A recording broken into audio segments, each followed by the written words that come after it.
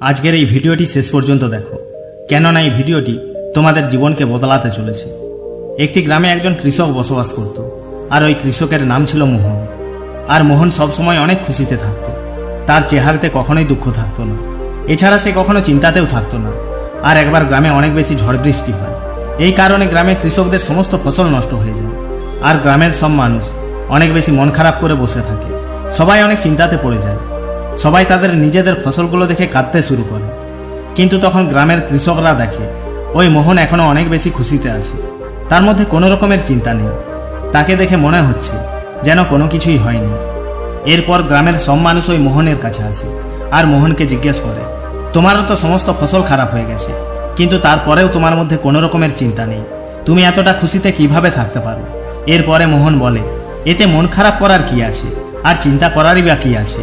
মোহন বলে, তোমাদেরও চিন্তা করা